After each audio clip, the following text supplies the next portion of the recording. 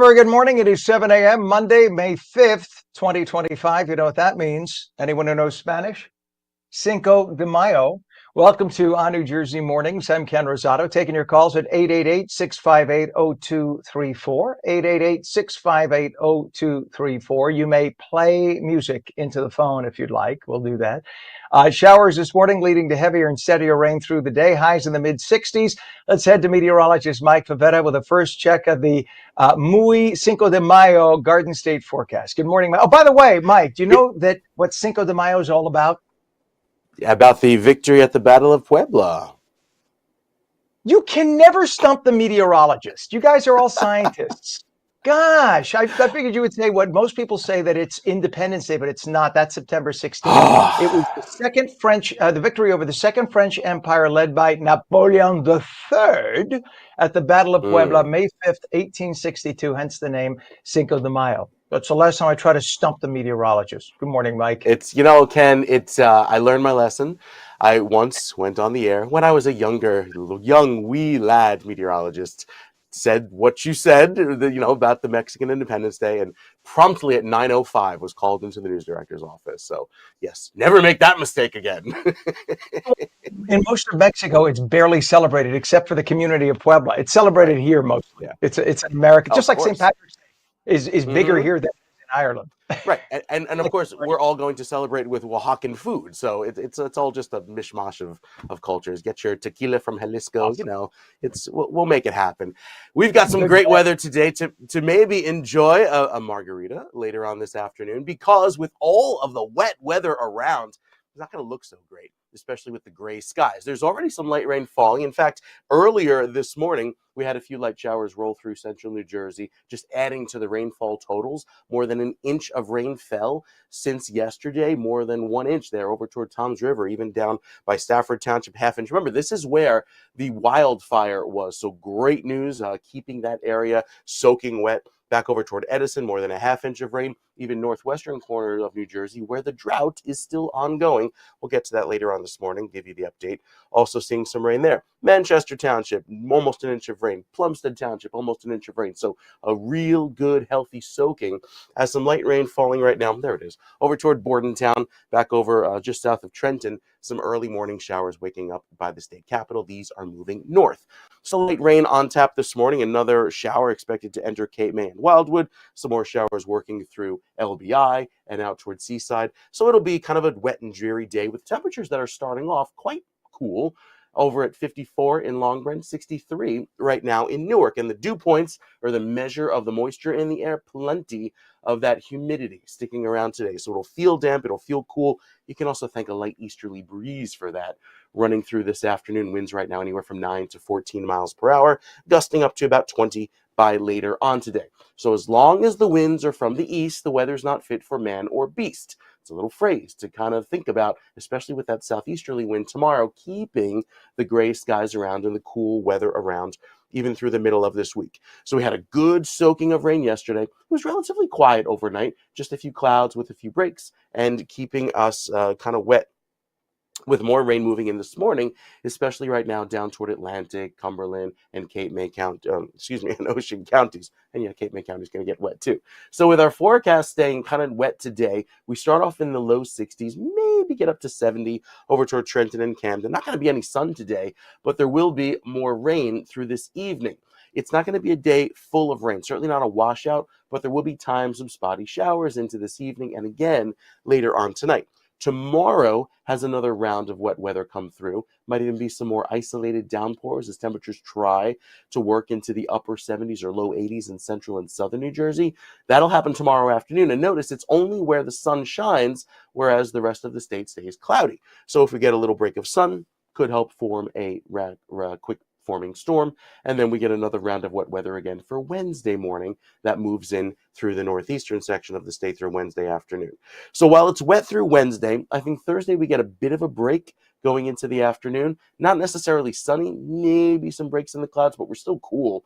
Starting off in the 50s, climbing only into the upper 50s and low 60s. Have to wait till Wednesday, or rather Friday into Saturday, to finally bring back some milder weather, and with that, some drier weather into the weekend.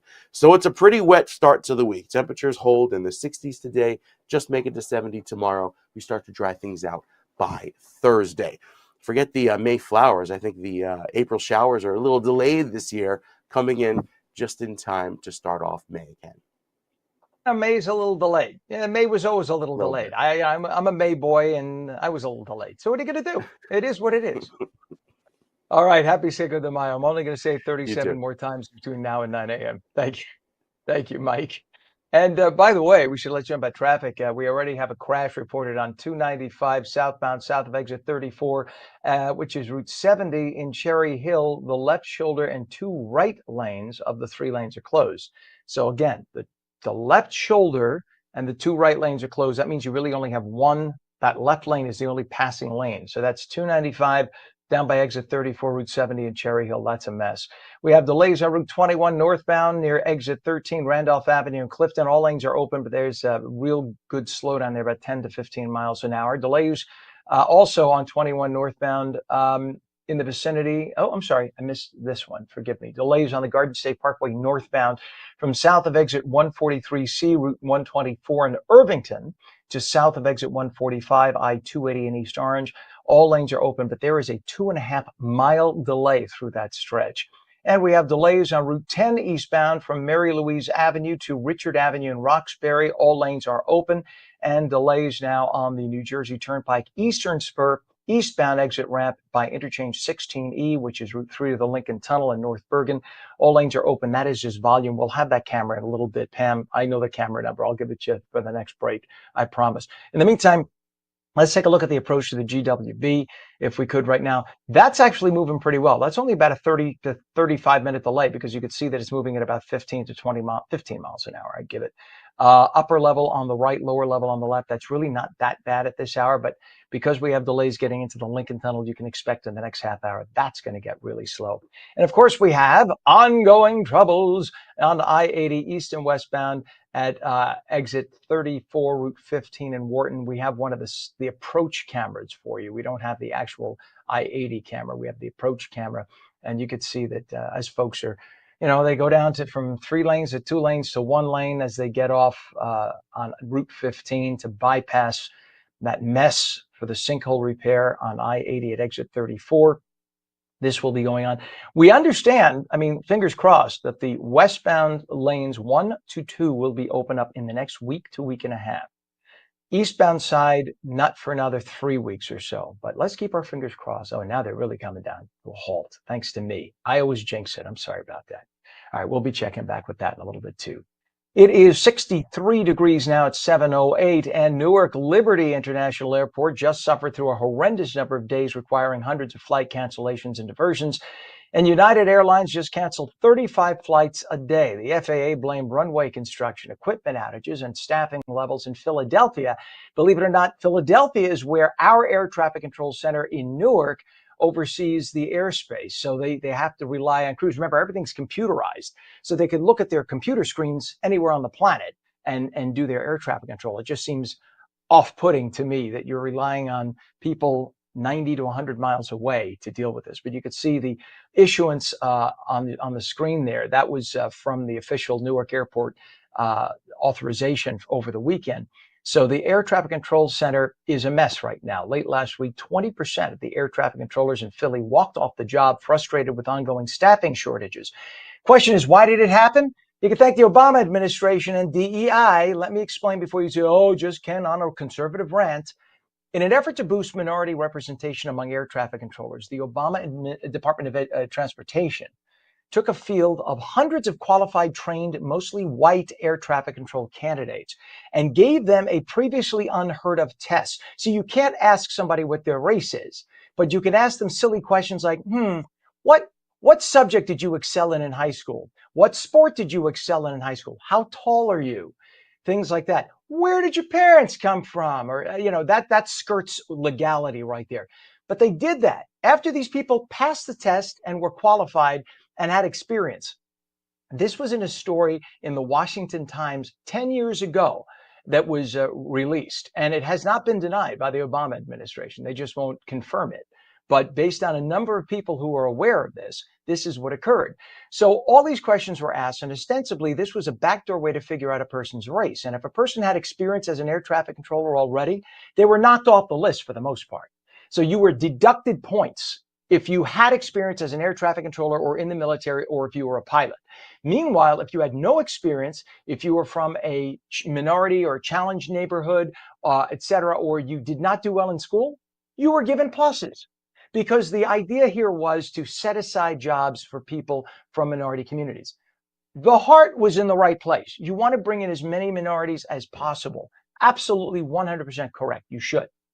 But you don't set aside jobs when there desperately is a need for air traffic controllers at the time, and you have 200 to 300 eminently qualified pilots and air traffic controllers ready to go. But because you don't think they're the right race, you set them aside. That's called discrimination. So another liberal do-good plan fallen flat.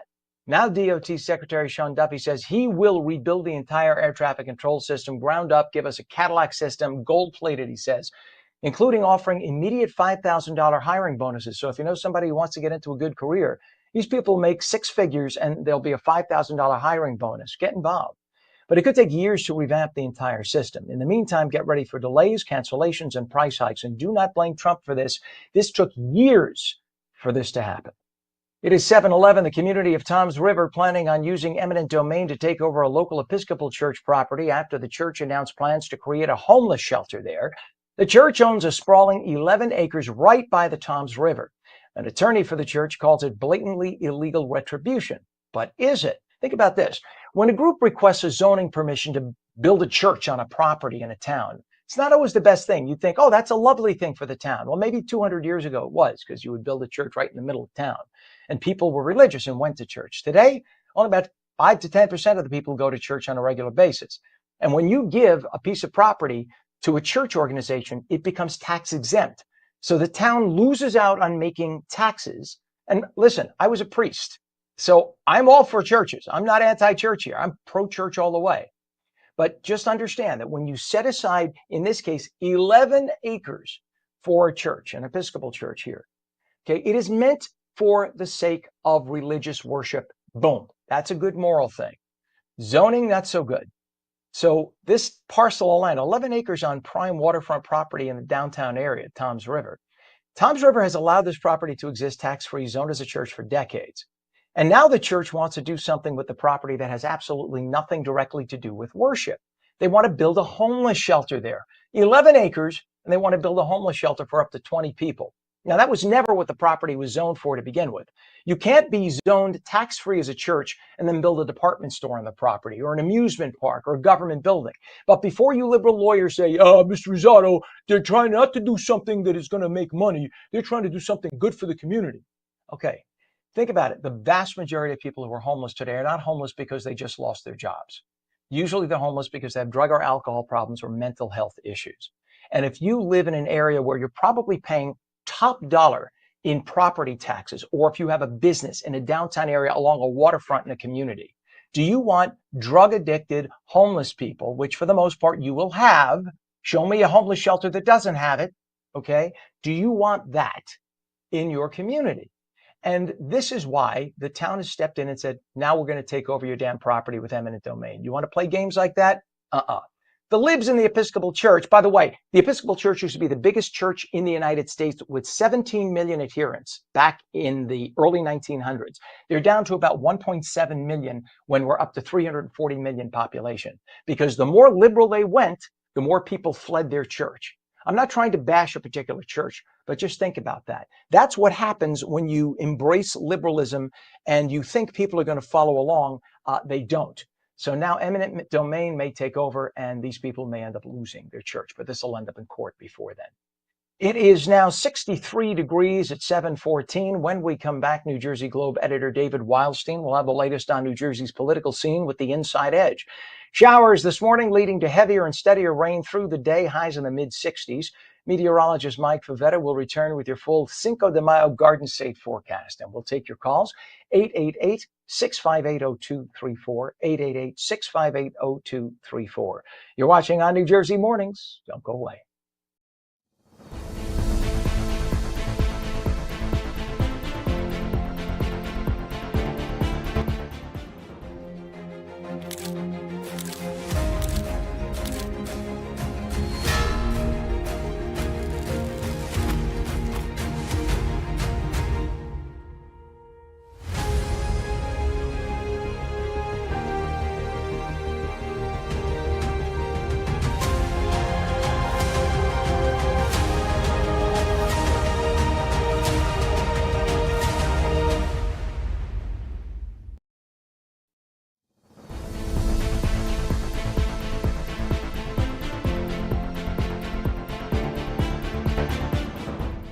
And welcome back to On New Jersey Mornings for your Monday. I'm Ken Rosato at 7:15, and we'll take your calls at 888-658-0234, 888-658-0234. If you don't agree with what I just ranted on a minute ago, tell me about it. Ken, you're disgusting. That's terrible. We want to hear. I promise you're not going to get hung up on. You're not going to get yelled at, and cursing is not allowed except for certain circumstances. Showers this morning leading to heavier and steadier rain through the day. My curses are like, darn it. Don't worry about it.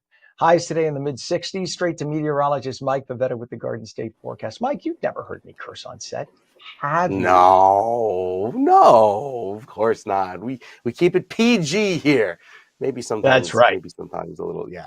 We've got a little bit of rain on the way today with some light wet weather. Excuse me, that comes throughout the course of the day. I don't think it'll be a washout, but there will be some light showers around, some currently moving in towards sections of central New Jersey. You have one right there going up toward Trenton, leaving Hainesport right now, and then Elver out toward Little Egg Harbor and up by Stafford Township entering Toms River. Some of those light showers through 9 a.m., so the future radar showing more of these showers moving in from offshore and giving us a little wet weather even down toward Atlantic City. So as far as today, the New Jersey brings back the rain and cooler weather. 62 as your high over in Long Branch, 67 in Princeton, 68 in Trenton. It'll stay feeling cool and muggy today with the damp weather around, and yes, some passing showers. Now, the good news is that dramatically lowers the pollen count after having green and yellow vehicles on the roads over the last few days, thanks to all the pollen, finally catch a break. And so it will keep things wet at least through tomorrow. Also keep it cloudy. The UV back down to a 1. That is low. So keeping it very gray at least through the next 24 to 48 hours. Probably won't see some blue sky again, probably until this whole system moves out. So it's stuck in place. We have the rain coming in from the south, more on the way later on. And then the parent system is back off to the west. And as it sits and spins and kind of drags in all of this moisture, it keeps us cloudy for at least the next 2 or 3 days. So the future cast showing that with the rain mostly offshore today, we could get a few sprinkles and showers in by this afternoon and evening. We wake up tomorrow to another round of rain in northern New Jersey, try and break out into some clear sky, and that may help temperatures warm inland into the upper 70s and low 80s, but that's immediately followed by some more showers and storms even throughout Wednesday morning. So we're unsettled going into the middle of the week. Thursday is our first dry day. We try to bring back some clearing. And then by Friday, you'll see hour by hour here into the weekend. We dry out very nicely. Friday could have some more rain, but it's Saturday into Sunday that the whole system finally pulls away and we bring back some sun by the afternoon. We've got beautiful blue sky for Sunday, a really pretty weekend ahead, something nice to look forward to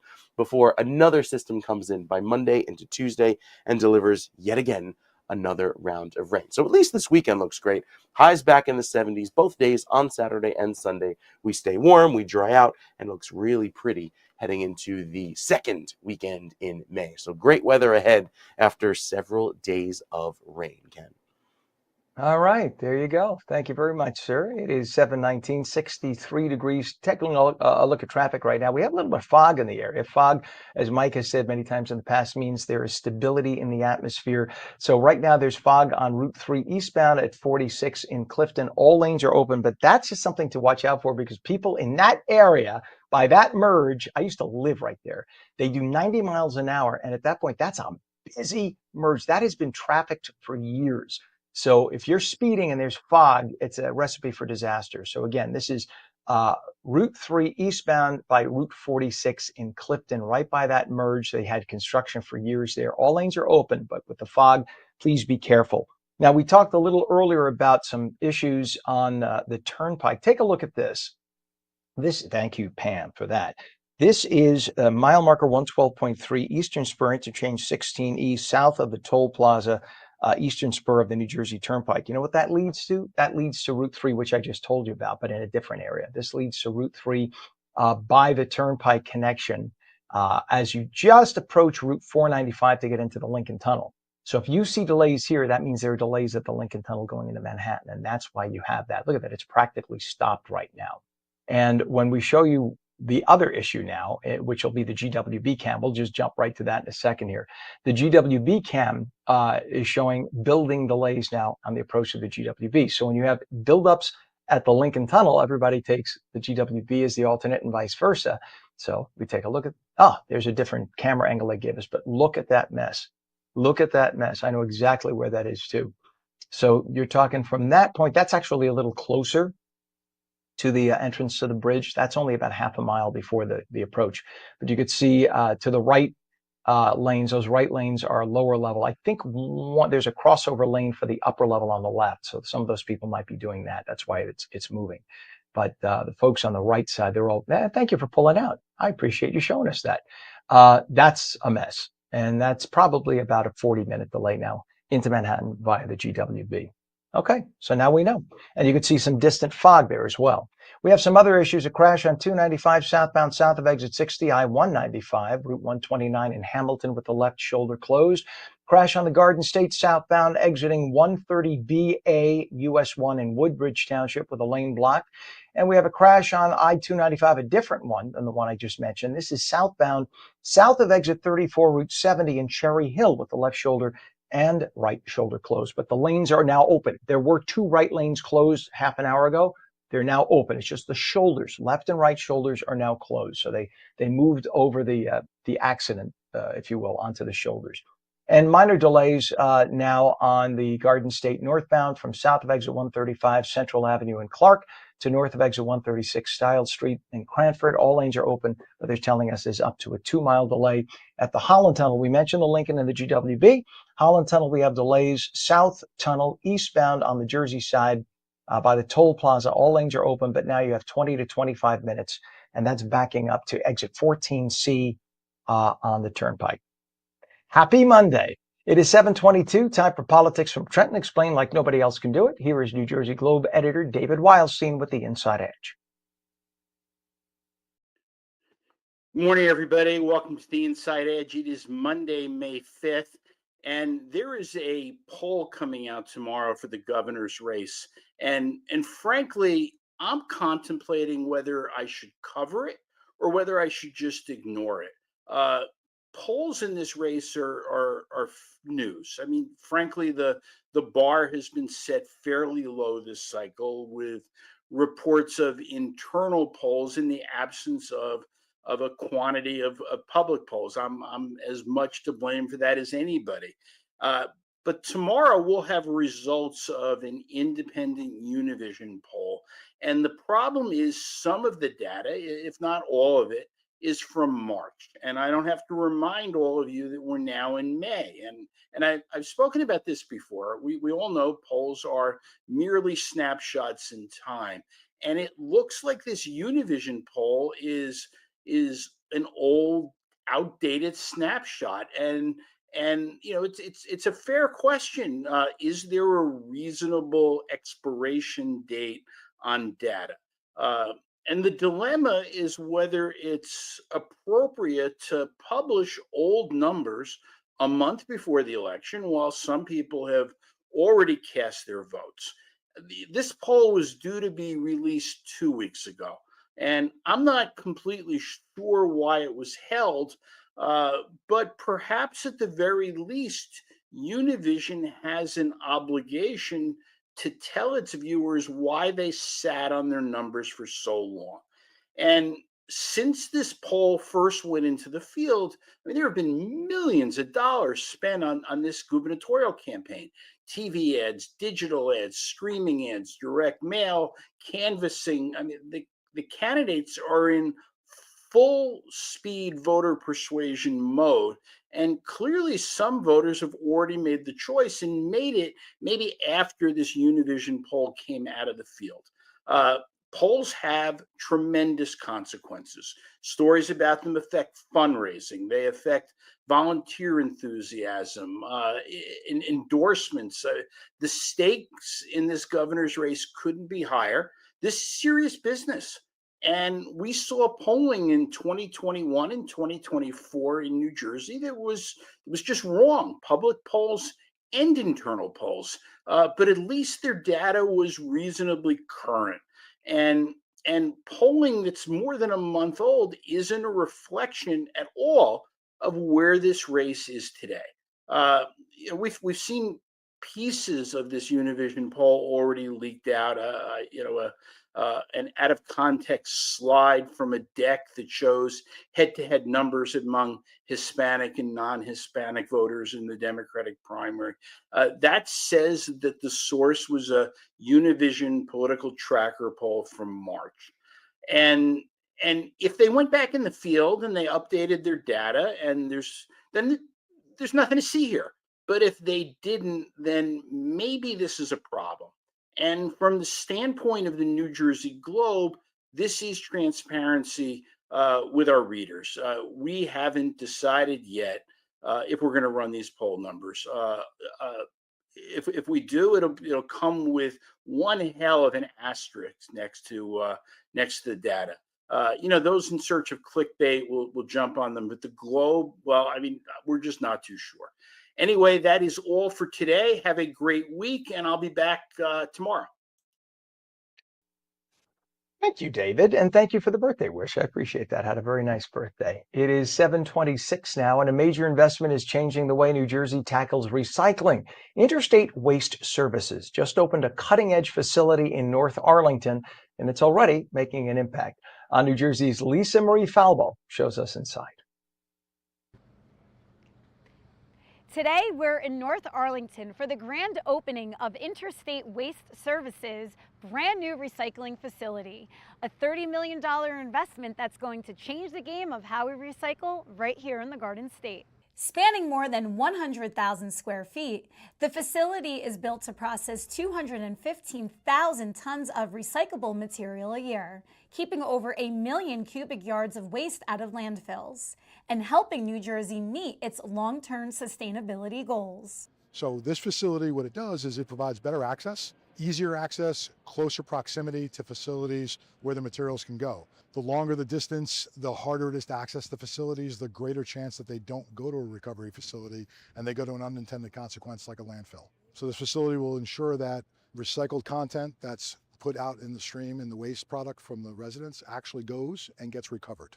Inside, it's packed with cutting-edge tech, from AI-powered robots to one of the region's only dedicated glass recovery systems, raising the bar on what's possible in modern recycling.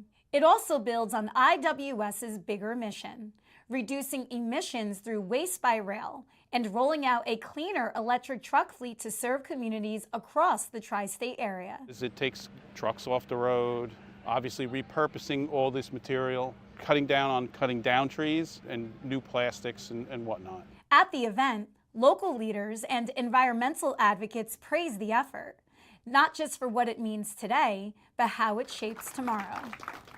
From cutting-edge glass cleanup systems to the latest in electric truck technology, this Earth Day celebration marks a significant milestone for sustainability in our state. For On New Jersey, I'm Lisa Marie Faldo. That is brilliant. What a smart thing to do. It is 7:29, and from the Don't Be Stupid file, there is a new trend on TikTok for men who want to be more masculine. It shows guys how to cut off their eyelashes. See, the theory being that long eyelashes, like I have very long eyelashes, I think even Mike has long eyelashes from what I could see on camera. The theory being that long eyelashes are associated with femininity. The problem is eyelashes actually serve a purpose. They're there to keep dust out of your eyes and to shade them from direct light from above, to protect your corneas. There is a real reason for them. You don't cut off your eyelashes. Cutting them off can be very dangerous. Of course, you could poke your eye and get infected. An infection like that. Imagine you can affect your eyelid, the actual eyeball. Guys, please don't do something just because you see it on social media, but apparently it's becoming a thing among the bros watching the TikTok. 729, 63 degrees. The phone lines are open. We're going to take your calls at 888-658-0234, 888-658-0234. Showers this morning leading to heavier and steadier rain through the day, highs in the mid-60s. The full Garden State forecast with meteorologist Mike Favetta in just a moment. You're watching ONNJ Mornings on this Cinco de Mayo. We are seen daily at ONNJ.com, Roku, Fire TV, News on Samsung TV Plus, Apple TV, YouTube, Facebook, and X. And now we're streamed live on Rumble and Twitch at twitch.tv/OnNewJersey. We'll be right back.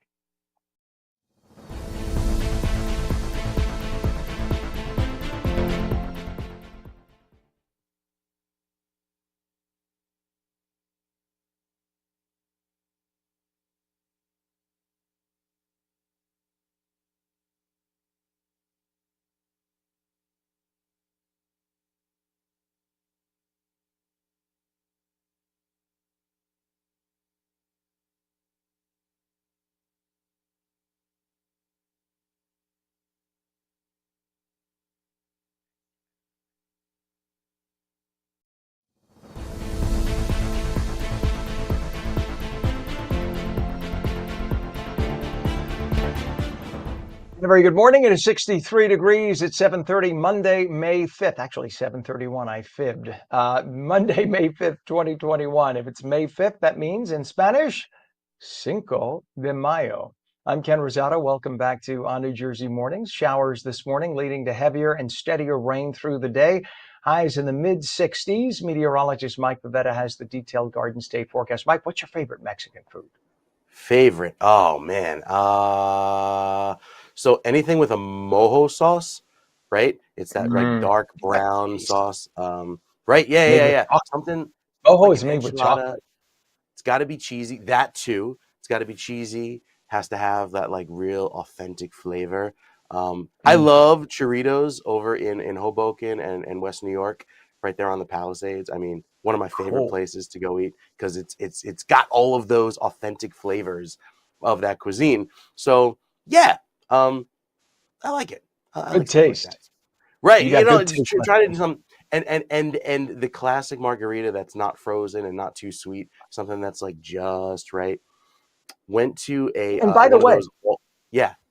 I'm sorry to step on you. Tequila, years ago they used to make those sweet drinks with like cheap tequila. If you're, I Oh. haven't drunk alcohol in years, but good tequila, the good añejo, the aged tequilas, years and years ago I used to drink scotch. The aged tequilas they taste very similar to scotch.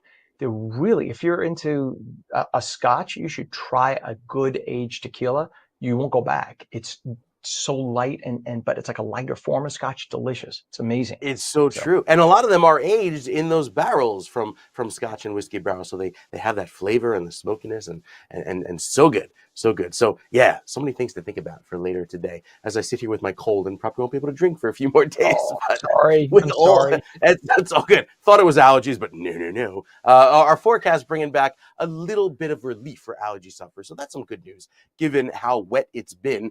With the pollen levels being knocked down thanks to all of the wet and cool conditions, there is some warmer weather on the way by Thursday into Friday and definitely this weekend with the sunshine returning just in time for Saturday. So there's a few showers around right now, mostly across the coastal neighborhoods there in southern New Jersey. Northern New Jersey has a few light sprinkles working into, this is Hunterdon County, right there crossing Route 78 shortly. And then with the visibility, like Ken was mentioning, low across most of the state, anywhere you see the shade of red, that's a quarter-mile visibility or less, like out towards LBI, on Ship Bottom, low visibility, and even back over toward Camden and Medford, right through the Atlantic City Expressway, zero visibility as the fog remains pretty prevalent across New Jersey today. So with temperatures that will cool off into the 60s and pretty much stay there, we're going to see the rain chances throughout the day, bring back another round of clearing by the end of the week. So our highs probably won't get much beyond the mid-60s. And even the last few hours rather, showing those clouds working through and some light showers moving in onshore. Okay, this is a map that you're going to want to see, because when I saw it this morning, I kind of chuckled. We have rain chances every single day for the next 7 days. Granted, they get much lower by the weekend, but right up at 90% They're going through today, tomorrow, dropping through Wednesday and Thursday. So an improvement over the next few days after a very wet start to this week. Air quality is great thanks to that easterly breeze pulling in some nice, fresh, clean air. And look at the futurecast, just showing that stubborn system sitting off to our west, spinning around and bringing back more showers throughout the middle of this week. Not really moving along until we get to at least Wednesday, but by Thursday, it takes a while to finally clear, and even still kind of hangs around there to our north and east through the end of this week. So we clear out this weekend, bring back a beautiful scene for Saturday and Sunday. The problem is getting there with all of the wet weather that lasts throughout the middle of the week. Friday into Saturday sees that clearing and slightly cooler by Friday, but we warm up nicely into the weekend with a chilly start Saturday morning in the 40s, climbing to 74 by Sunday. And then the 7-day forecast for the shore has another round of rain that comes in throughout the middle of the week. I think Thursday will see a high of only 70. Cooler this weekend at the shore, especially for Friday and Saturday, with that northwesterly wind bringing back some sunshine for the weekend as well. So an improvement day by day. Just takes a while to get there. Have to get through some more gray days until then, Ken. No, but Mike, we like that rain though. It's good, right? We can endure Yeah. 3, 4 nice days of dry, and then we pay for it because we're still in a deficit. It's nice that we pay for it. This is would you call this a normal weather pattern, right? We get a few days of sun, a few days of rain, so we're not dry. It is a normal weather pattern. I mean, the weather pattern is kind of stuck right now. So that's why we have this prolonged weather. It's not moving along and giving us a clearing. What you'd expect this time of year are the weather patterns to move a little bit faster, but sometimes they get stuck and caught up in the jet stream. And that's what's happening right now. I will show you, you mentioned about the rain deficit and the drought. The drought actually got worse last week because of our rainfall deficit. So, it takes a look at the last 7 days, not including the rainfall we had this weekend. So we'll take a look at that because that's coming up to see that, yeah, we're back in a severe drought in some sections of the state. So let's not besmirch the rain. Let's clap when we get Right. the rain because we need as much of it as possible. And by the way, I saw the Gulf Stream you were talking about. It's kind of like a U, right? It's really weird with a big dip in the Yep. middle of the country, and then so Exactly. people can go online and look at Mike's maps and you can see that. But thank you so much, Mike. We'll be checking back in a little bit, my friend. Appreciate it. Go get a shot on Cinco de Mayo for us, even though you got a cold. Hope you feel better. All right. It is 7:37 right now. We have 63 degrees. And we do have some traffic to talk about right now. Let's take a look. This is we just had to do this because it's a cool looking cam. Pam, our director, said it reminds her of you said Chips, right? Pam? Remember the show Chips? So we need Ponch to come by on the motor. What was his partner's name? The blonde guy? We only remember Ponch because Ponch was handsome. John and Ponch, that's right. They were both handsome. Don't get me wrong. But Ponch was more, I think, my cup of tea. But there, that right there, we're so worried about how cool the shot is that I just dropped what it was. A mile marker 150.8 north of the Essex Toll Plaza on the Garden State Parkway. And that's just volume. That's actually moving pretty well. It's about 30 miles an hour, which is darn good. If it keeps going like that and we don't have any breakdowns or anything, we'll be fine. But that just gives you an indication of the type of volume at this hour, 7:38 in the morning. This is in the vicinity of Clifton, Bloomfield, Nutley. That's that whole area right there by mile marker 150.8. Again, by the Essex Toll Plaza, which is technically Bloomfield. All right, we have a crash on 295, southbound south of exit 60, which is 195, Route 129 in Hamilton Township. Left shoulder and one left lane of the 2 lanes closed. So that's causing delays through there. We have a disabled vehicle now on the Turnpike, I-95, local lanes northbound south of exit 72 northbound, which is Route 1 and 9, Route 46 exit in Leonia. The left lane is blocked. And a crash on 295 southbound south of exit 34, Route 70 in Cherry Hill. The right shoulder is blocked. And minor delays on Route 1 northbound by Franklin Corner Road, which is in Lawrence Township. All lanes are open, but things are very slow through there. And it's somewhat, if you know that area, that's almost like a highway. It's like 4 lanes in either direction at some points, 3 to 4 lanes, depending on where you are. And there are malls and a lot of shopping in there, but they get tons of volume because there are major corporations along Route 1 in that area. So that's it is what it is. Folks getting to work at this hour. 7:39. Let's take a look, if we could, at the approach of the GWB. You can see the upper and lower level approaches now really building. This is a different camera angle now. They're basically down to about 5 miles an hour. That's about a 40-minute delay getting into Manhattan. Similar to the approach in the Lincoln Tunnel is about a 40-minute delay and about a 30-minute delay at the Holland. And we have the ongoing construction I-80 east and west, exit 34, Route 15 in Wharton. Do we have the median, the I-80 median at Berkshire Valley? If we can, we could bring that up really fast. I know it takes a second to pop that up. There we go. It's not slow fingers on the part of Pam. She hits the button and it takes about 10 seconds sometimes for the computer to kick in. But that's what that is right there. So that is, again, I-80 median at Berkshire Valley in the Wharton area. This is because of the ongoing repairs of the sinkhole on I-80 at exit 34. So that's what you got right now. 7:40 is our time. 63 degrees, and Newark Liberty International just suffered through a horrendous number of days, requiring hundreds of flight cancellations and diversions. If you knew anyone flying between last Wednesday and Sunday, you know that they had either hours of delays or they got diverted to an airport 200 miles away. It's been a nightmare. United just canceled 35 flights a day for the next few days.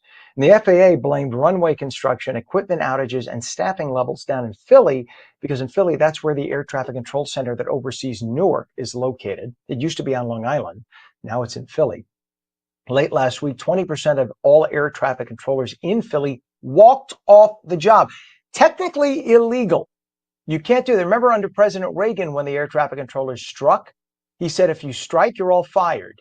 And they said, yeah, you're not going to fire us all. And he fired them all. Indicator to Sean Duffy, Department of Transportation head, talked to President Trump. You walk off the job again because that poses a threat to life and limb, you're fired. We'll make do without you. People are frustrated, of course, with ongoing staffing shortages. The answer, if you're a federal employee, is you do not strike. You sign a contract saying you will not do that. So you could thank the Obama administration and DEI for this. In an effort to boost minority representation among air traffic controllers, the Obama Department of Transportation 10 plus 15 years ago they took a field of hundreds of qualified, trained, mostly white air traffic control candidates. And this was a story that was published in the Washington Times. So I'm repeating their story. These candidates, 200 to 300, were experienced air traffic controllers. They had taken a test, they passed the test, but the Obama administration said, let us not hire them. And they created an extra test for them to take in order to find out what their ethnic background was. And they asked questions like, what sport did you excel in high school? And what high school did you attend? And when you attended that high school, what subject did you do poorly in? I mean, it's such a horrible backdoor, obvious way to figure out a person's ethnic background. And if a person had experience as an air traffic controller already, you could read this in the story, they were knocked off the list. They weren't qualified. So if you could literally start tomorrow with experience, no, we don't want you. Instead, they set aside 200 to 300 positions for minorities. They figured, all right, eventually the minority folks will come along and we'll give them the job. In the heart, I understand what you want to do. And that's a good thing. We need to hire more minorities. 100%. I'm with you.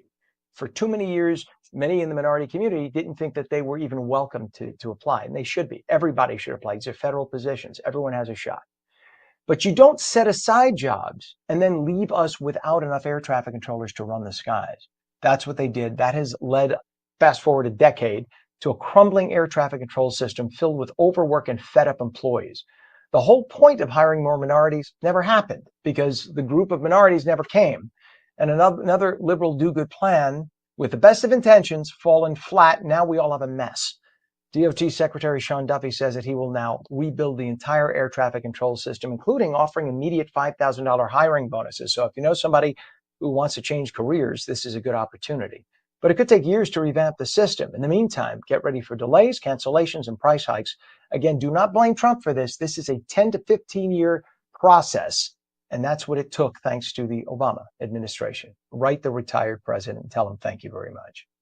And the community of Toms River is planning on using eminent domain to take over a local Episcopal church property after that church announced plans to create a homeless shelter there.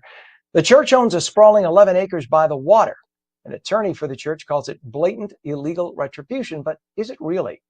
The church had requested zoning permission to become a church to begin with, and that means you take the property off the tax rolls, which means the town is going to lose millions of dollars a year in property taxes. So the town is gracious enough to grant any religious community, I don't care what the religious affiliation is, that tax exempt status. Okay. And you say, but Ken, it's under the Constitution, separation of church and state. Technically, there's nothing that says separation of church and state, but I know what you mean. You have a freedom of religion, which gives you the freedom to practice religion anywhere you want. But the whole idea of being tax exempt is a privilege. It is not a right. So you could still set up church. It doesn't mean that you have to be tax exempt, but we automatically grant that tax exempt status by the IRS. Locally, that's a different story. You have to apply within the state for that tax exempt status. And when they grant that tax exempt status, you are to use your property for one thing, a church, for worship. Well, this church decided, you know what? Nobody's showing up for church anymore. It's the Episcopal Church. They went from 17, 18, 19 million adherents to about 1.5 million, and the 1.5 million don't really show up. I was a Catholic priest, and I know a lot of Episcopal priests. They just don't show up. Beautiful churches, lovely properties, they just don't show up. So what they're doing now at this particular property is they decided to turn it into a homeless shelter. Well, if you want to turn it into a homeless shelter, you have to rezone. They went before the zoning committee, and the zoning committee said absolutely not. And they said, if you want to do that, we're going to take you over by eminent domain. So now they're complaining this is a violation of their church separation, etc. If you want to stay at church, I'm sure you would be allowed to stay at church, the very liberal Episcopal Church. But if you want to do something other than be a church, like be a homeless shelter in prime downtown real estate along the Toms River, which is probably worth tens of millions of dollars, and you have people around you paying millions in property taxes and don't want to see a blight in the community, you can understand why folks there are very upset and don't mind the community taking you over in eminent domain. It's just, again, liberalism gone amok when you have people who don't live there themselves, but who want to do good in the community with your property and make your property values go down. 746, 63 degrees when we come back. How little words have a big impact. Showers this morning leading to heavier and steadier rain through the day. Highs in the mid-60s. Meteorologist Mike Favetta returns with a full Garden State Cinco de Mayo forecast, and we'll take your calls at 888-658-0234. You're watching on New Jersey Mornings. Don't go away.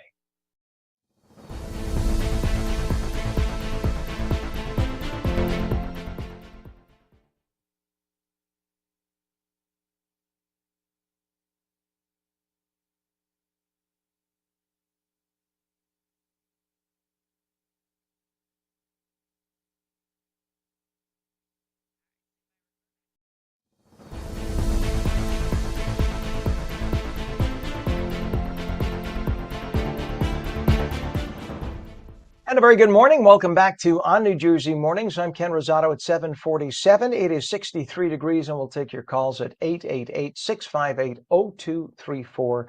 888-658-0234. Showers this morning leading to heavier and steadier rain through the day. Highs in the mid-60s. We need that rain. Bring it. Right to meteorologist Mike Favetta with the full Garden State forecast. Good morning, Mike. Good morning, Ken. Yeah, we'll take every drop we can get, specifically with the rain that falls in the middle of the week. Everybody out to work, out to school, with temperatures today that will feel rather cool. Maybe not out to lunch because dining or even getting around today, not so pleasant, with some spotty showers up in northern New Jersey. I think the best chance for seeing some rain here in northern New Jersey is really tomorrow and Wednesday. We might get a few light sprinkles today, but that fog is running pretty heavy there in the northern part of the state with reduced visibility.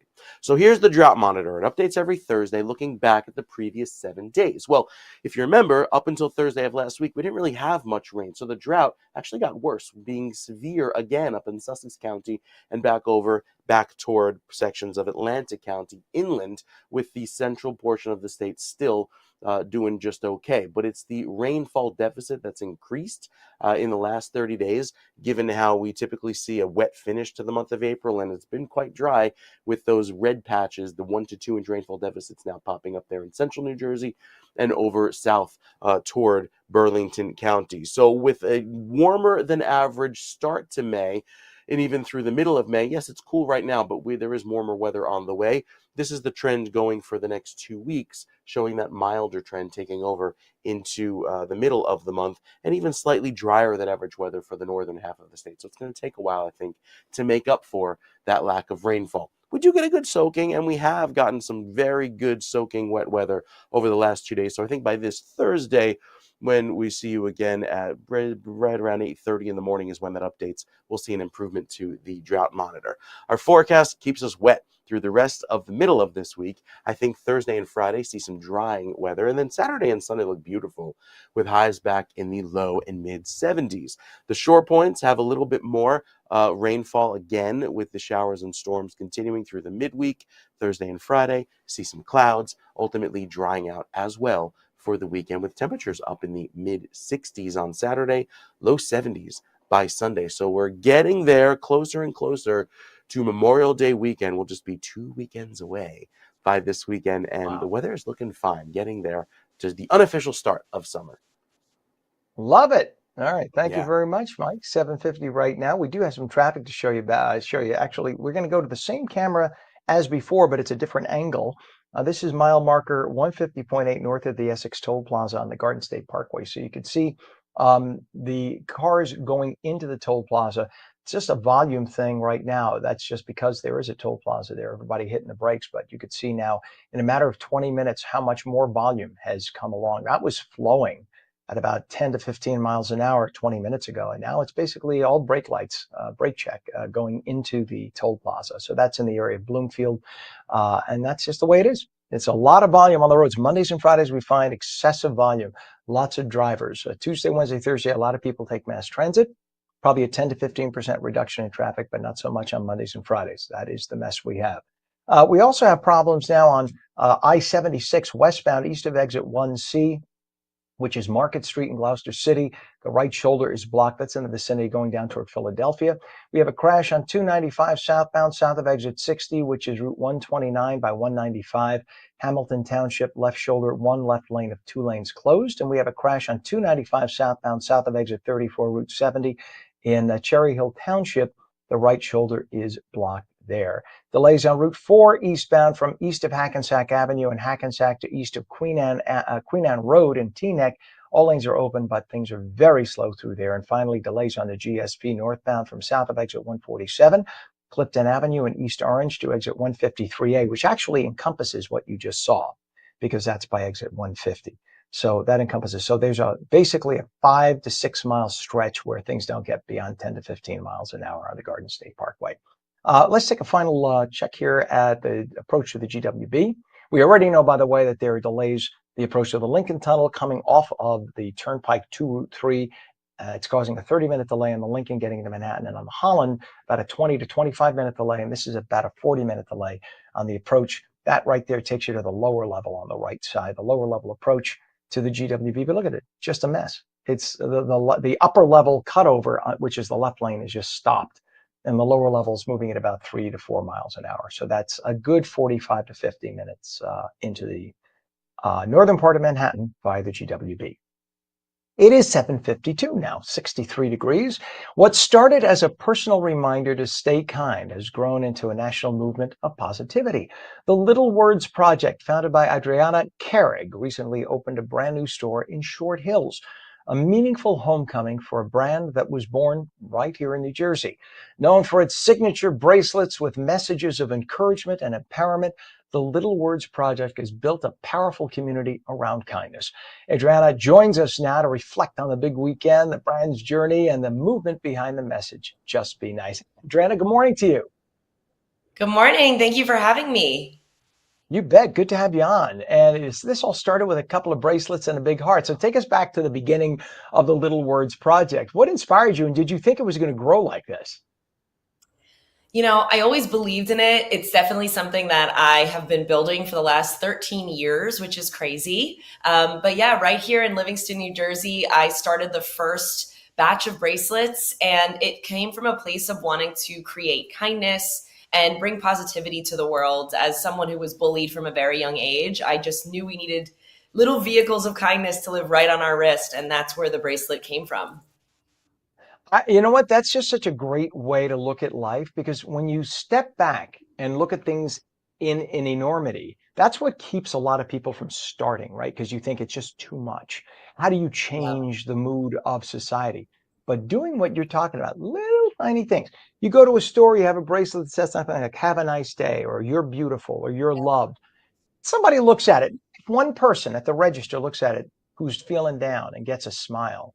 That's all it takes. That could change that person's mood, and that person could pass it on to the next person. So do you think that that's why this has resonated with so many people now since you started this? Absolutely. I think we live in a time where people are seeking community and connection with one another. And that is what we do at our stores, but also just as a brand. We're all about inspiring that kindness and self love. And like you said, when you look down at your wrist, you see that little bit of inspiration that can help get you through whatever it is you're facing. And with our retail stores specifically, now this new one at the Short Hills Mall, we allow you to come in and make your own bracelet with us. So it's really this great communal experience where you can sit down at our bead bar and make your own little bit of inspiration. And I'll tell you, we've seen so many incredible moments of connection at these locations, and just it's working, which is so cool. As it's definitely healing my inner child, which is actually one of the bracelets I'm wearing right now. Oh, that's so sweet. And I'm sorry to hear that you were bullied as a kid. You know, when you're kids, there's no excuse. Kids just don't have an edit button. There's that sense of, in order to feel better about themselves, they feel that they Right, have to climb on somebody else. And it's such a right, horrible thing. And so oftentimes it's because of experience themselves, right? They pass on the bullying. It's like a poison, a toxic poison. And this may just help reverse that trend, or at least heal the effects after that, which is so wonderful that you've done this. Now, you opened a brand new store, or you're opening a brand new store in Short Hills, right? Back in here in New Jersey, your home state. So what does this homecoming mean to you personally to be back in New Jersey? Yeah, we actually opened it this past weekend. We had an unbelievable grand opening. When I tell you, I've never seen this many people in one place at once who just all gathered to celebrate this brand, us, me, and there was an applause when I walked into the mall. It was unbelievable. And like I said, so healing. So just to be here in this location where I would have sought out my own community of this kind growing up here. I think having a space that is dedicated to kindness and connection and community is so important everywhere. And I'm just honored that Little Words Project gets to be the brand that brings that to the Short Hills Mall and to the surrounding area. So I couldn't be more excited to be here. And I know that the customer is ready and excited to shop with us, and just celebrate this brand that's just been all about kindness from the very beginning. As I have on my You're sweatshirt, awesome. just be. Oh, you're awesome. Adriana, do me a favor and just hold it up. Hold it up. I know we have shots of it too, but I want to see what you're wearing. Bring it up to look at how cute those are. That's great. That's So so cute. fun. Do guys This is come in and us. get them too? Oh, yes. Oh, yes. We have so many men. You can sit down, make your own as well. We have a really great experience for every member of the family. We really try to make it feel like a communal, connective space. But yeah, we have charm bracelets. We have little charms that you can add to your words. We've got regular jewelry, as I like to call it, in my charm bracelet here. You can see my necklaces are all us. So we really do provide a little bit more than just the standard word bracelet. But that is how we started. That is the mission behind it. And just to give you one last tidbit of information, Ken, every single bracelet has a unique code on the back. You're going to love this. Each one has a unique code on the back. That code and essentially makes this a one of one. And you use that to connect the bracelet to our website, where you put in your story, why you chose that word. And then one day when the opportunity arises, you're supposed to pass it on to someone who needs it more. And so in that way, we're actually paying forward kindness. And with that code, the next person can connect it, and the next person, and you can start to see how your single act of kindness affects people down the line. So that is And really what makes brand so special.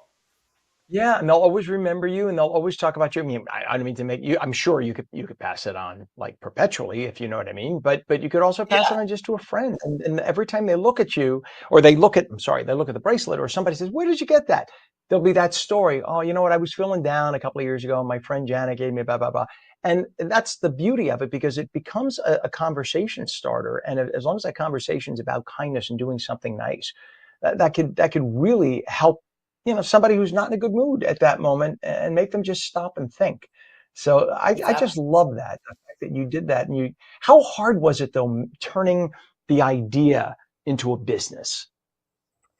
It was hard. And to be honest with you, I look back and I can't even believe that it happened, right? And I think that's proof of community. It's proof of concept. It's proof that we needed this because it kind of took on a life of its own. The brand, the product itself, yes, I'm at the helm of it. Yes, I've been championing it from the beginning, but it definitely created a flywheel effect because the customer wants it. And I couldn't be more proud. Adriana, I want us to bring up our meteorologist, Mike Favetta. Take a look at what Mike has. Yeah, Look at you you. mentioned Ken asked if men wear them, and I have one. It says family. I got it from my cousin Aw. Tonio, who's in Livingston and works in West Orange, retired West Orange High School teacher. And I was wondering what that little code was on the back. So thank you for sharing. I'll connect it to the website now. Wow. Well, Well, thank oh, you. Now you you lost his camera know. with that. It's okay. I'm come back. That's We didn't amazing. do that on purpose, I promise. I'm like blown away. That's See that? awesome. But yes, that's Yeah. exactly how it happens. So mine says I love family, that. and it's perfect. That's Thank so you. Thank cool. you That's so much for awesome. your support. That's Of course. awesome. Well, you're a There you good have it. person, Adriana. Adriana, what's your website? And thank you, Mike. We're going to come back to Mike in 30 seconds for weather, too. But that's so sweet that you showed that too. That's because Mike is a great, great family man, good daddy, good husband. He's just all around loved, and we all love Mike here. Sorry to do that to him while he's on camera, but he's a big No. huggable teddy bear. Oh. What is a website that people can see more and find out more? So you can head to littlewordsproject.com, and you can also find us in real life at any of our bead bar or retail store locations. We're also sold nationwide at Target, at select Nordstroms. We really try to make it easy for you to find us, including local retailers, your local mom and pop boutiques, especially around New Jersey. Since we started in this state, we've had so much support in this state, and you can pretty much find us if you open your eyes in New Jersey.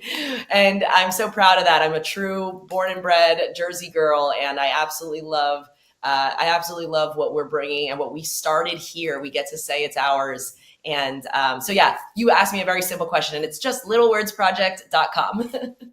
That's okay. No, listen, I would have cut you off if I didn't love everything you're saying. You talk as long as you want. You're awesome. No, I love everything about you and about what you've done, about the fact that you're a Jersey born and bred lady, the fact that you're a business person and that you're spreading a good message. Everything from A to Z is like we'll do 2 hours on you. You're phenomenal. By the way, am I pronouncing your first name correctly? Is it Adriana or Adriana? Adriana. Adriana, But okay. you got it. Adriana, you're awesome. Founder of Little Words Project, businesswoman, brilliant, and a heart of gold. Thank you for doing what you do, for sharing this wonderful idea over the years with the whole of the country and the world, and for being with us this morning. Please don't be a stranger. We would love to have you back on again. Thank you, Ken. You bet. Be well. It is 8:02 and we have 63 degrees. When we come back, we'll take your calls at 888-658-0234. We're coming right back.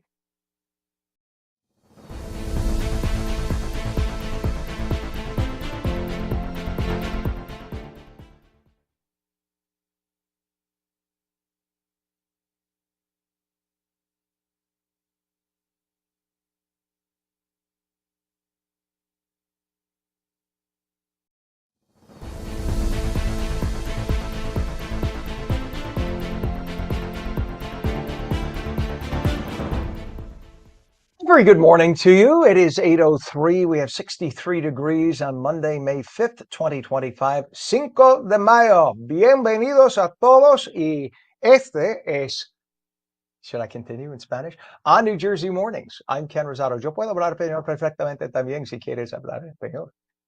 We will take your calls at 888-658-0234, 888-658-0234. My accent is a little Cuban, though, because I lived in Miami for years. We're going to have showers this morning, leading to heavier and steadier rain through the day. Highs in the mid-60s. We had the meteorologist Mike Favetta, nuestro amigo, con un check del Garden State Forecast, el forecast del Estado Jardín.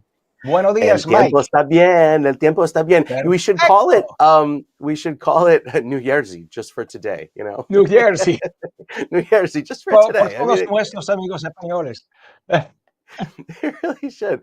No, we love that culture, and we're celebrating it today all across Absolutely. the state, especially with the clear sky that's forecast for the weekend. But today, kind of a day to keep the umbrella close by, because there will be some wet weather around, especially as we head through this afternoon. So the live radar now scanning the skies over New Jersey at 8:04, showing some light showers over through Ocean County after what was a very wet day yesterday and a wet overnight. More than an inch of rain fell in Toms River, closer to an inch there towards Stafford Township, even more than, or about an inch over toward Manchester, Lacey Township, back over in sections of Monmouth County as well. So good soaking rains. Had a little bit of wet weather roll through this morning. Some of those showers have moved on by. They were over Trenton, moved over sections of Pennsylvania, but there's still some wet weather right now over by Atlantic City, and some more showers just offshore from Cape May. So this is the rain that will be on and off through this morning into the afternoon, keeping temperatures cool. We're currently holding in the upper 50s and low 60s, basically at the dew point, so the air is saturated. It feels quite humid, and it'll stay that way through this afternoon with a little bit of an easterly breeze, keeping it damp today. Also rather gray, not going to see any sun through this afternoon.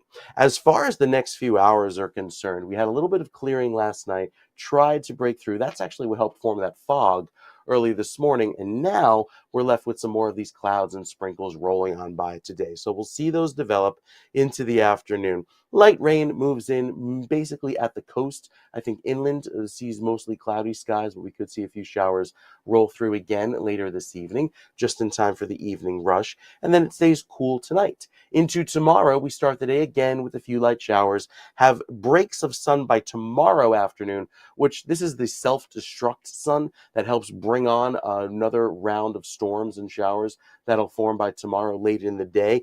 And once the sun sets, we lose that energy and bring back clouds throughout early Wednesday morning. Throughout later Wednesday morning, closer to noon, could see another round of showers and storms roll through, and then we try and bring back at least a little bit of dry weather for Thursday, but I think it will stay cloudy throughout the rest of this week, especially with temperatures holding in the upper 50s and low 60s. Trying to break through for some sunny weather, that likely doesn't happen until Saturday and Sunday. Look at the showers coming back in for later Thursday into early Friday morning. So the next few days, keeping it wet, keeping it damp, and keeping it cooler as temperatures hold in the upper 60s and low 70s. We'll tell you more about the rest of this week's forecast. We've got a lot of sun this weekend, Ken. Can't wait to show you that part of the weather. It's coming up with a 7-day in a few minutes. All right, sir. Thank you very, very much. Let's keep that rain coming. We actually need it, right? So we'll keep our fingers crossed. Thank you, Mike. Let's take a look, if we could, right now at a shot of the Garden State Parkway. This is mile marker 147.0, exit 145, the Sussex Avenue overpass by East Orange. This is by 280. That splits off. You can see one part of that goes to 280. Actually, they go to 280 east or west. You can see if you look at it's kind of hard to see the signs, but those signs, those green signs up there, one is east, one is west. But that is just a lot of delays. You can see right now as people go to the split, people are trying to make their way in one direction and causing all those delays. So anyway, that's just normal volume. There isn't a crash or anything. Just wanted to share that with you. We have delays on the Garden State Parkway northbound from south of exit 135, which is about 10 miles south of that point. Central Avenue in Clark Township to exit 140, which is Route 22, Union Township, all lanes open, but there is a 6-mile delay. So basically the Garden State, for about a 15 to 20 mile stretch, you have little pockets where it goes about 30 miles an hour, and then it comes down to what you just saw right there. And that is just volume today, a lot of volume. You can't blame it on bright sunshine. It's just volume. Delays on Route 18 northbound, and that is from north of the New Jersey Turnpike in East Brunswick to Paulus Boulevard in New Brunswick. All lanes open, just volume. We have a disabled vehicle now on I-280 westbound at exit 14W, Clifton Avenue in Newark. One right lane of 2 lanes closed. And we have delays now on, of course, as I hit the button, delays on Route 24 eastbound, east of 287 in Hanover Township to east of exit 1, Route 511, Whippany Road in Morris Township. All lanes are open again. We just have volume. Take a look at the approach out of the GW Bridge. Upper and lower level approach is very, very slow. Down there on the bottom, that is going into the lower level. That's just a different, I think that's coming in from Fort Lee. Yeah, I believe that's the entrance, just from my recollection. I don't know for sure, but I think that's from Fort Lee. But you can see just a very slow crawl making your way to the GWB. And we have similar delays right now making your way from the Turnpike to Route 3, 495 by that merge. So it's about a 30-minute delay into Manhattan via the Lincoln Tunnel, about a 45-minute delay on the GWB, and about a 25-minute delay on the Holland approach, Holland Tunnel. So very slow go today. Take a look now, if we can, I-80. This is not the actual I-80 cam. This is the I-80 median at Berkshire Valley. And that's what you got right there, is everybody gets off I-80 in order to bypass it by Route 15, exit 34 area in Wharton, New Jersey. And that is because of the ongoing sinkhole repair. 8:09 right now, and it is a milestone moment for education in Plainfield, New Jersey. A Queen City Academy charter school is celebrating its very first graduating class. We're going to talk all about that in just a few minutes, so make sure you stick around for that, because it's a really, really sweet story. We also want to tell you about President Trump. Now, President Trump says that he will order the reopening. Get this. He wants to reopen and expand Alcatraz, the notorious prison building on a hard-to-reach California island off of San Francisco. That prison has been closed for more than 60 years. In fact, it's been used as a museum for people. They take a boat over and they take a look at the museum that is Alcatraz. Because of its location and because of the water temperatures in San Francisco, there's usually fog surrounding the island. It's miles off the mainland, and the waters are shark infested and very rough. So the few times people have tried to escape, they've gotten into the water, they've usually died. So that's why, if you will, Alcatraz is considered the perfect location for a prison, because it's pretty much hard to get off of that island. So it's been closed for more than 60 years. It would cost a lot of money to open it. But in a post last night on Truth Social, Trump wrote, quote, "For too long, America has been plagued by vicious, violent, and repeat criminal offenders, the dregs of society who will never contribute anything other than misery and suffering." This is again Trump saying, quote, "When we were a more serious nation in times past, we did not hesitate to lock up the most dangerous criminals and keep them far away from anyone they could harm. That's the way it's supposed to be." Continuing, "That is why today," meaning yesterday, "I am directing the Bureau of Prisons, together with the Department of Justice, FBI, and Homeland Security, to reopen a substantially enlarged and rebuilt Alcatraz to house America's most ruthless and violent offenders." Now, the island, close quote, the island that Alcatraz is on, and the island is actually Alcatraz, it's Alcatraz, it's a Spanish name. The island is a rock, okay? And it belongs to the federal government. So Trump can actually make this order. For those of you saying, what does he think? He's invading California. No, it's actually federal land. So Trump can actually mandate this. He controls it. The way the building stands right now, it would probably not be best to reopen the existing building. They'd probably have to make this like a 5-year or longer project, knock down the existing building and build a new, larger, electronic, contemporary prison. Kind of like, I bet you he was inspired by what's down in El Salvador. How much you want to bet? He was impressed by the El Salvador prison. So don't be surprised if he doesn't build something big, electronic, and contemporary like that on Alcatraz Island. But Trump, as opposed to liberals who believe that you should have a coddling approach to people who commit crimes, and, oh, so they murdered and raped, so what? Have a nice conversation and send them on their way.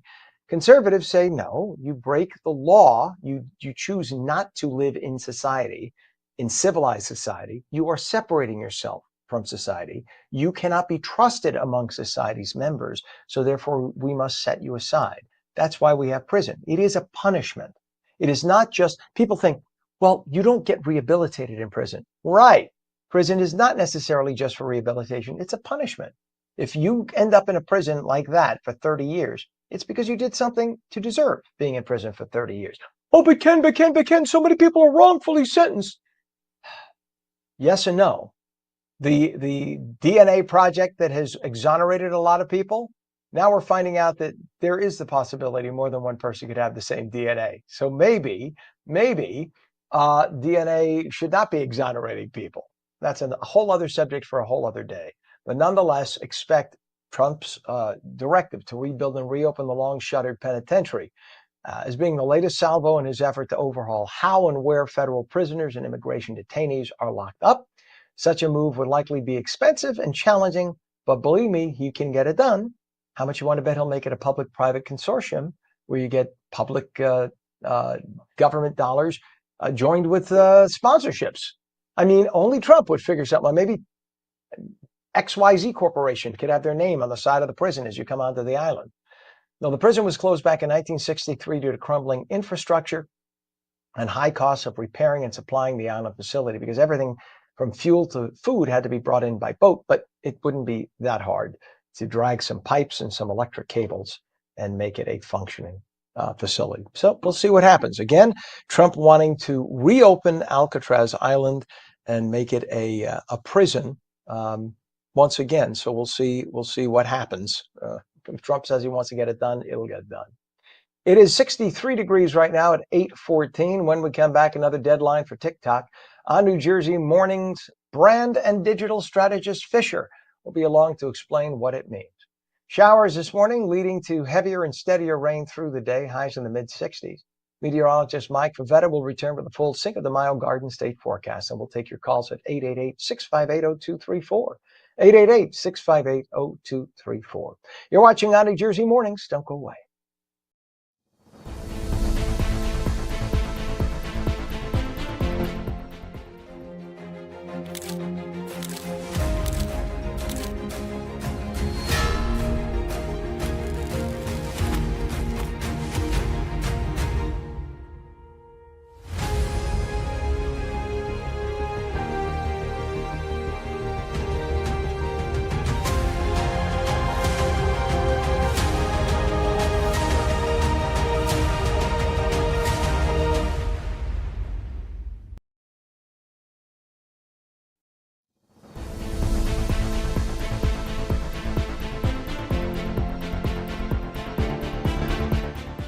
.63 degrees at 8:16. Welcome back to On New Jersey Mornings. I'm Ken Rosato, taking your calls at 888-658-0234. Showers this morning leading to heavier and steadier rain through the day, highs in the mid-60s. Straight to meteorologist Mike Favetta, who is plotting ahead to how he and the family will celebrate Cinco de Mayo with the Garden State forecast.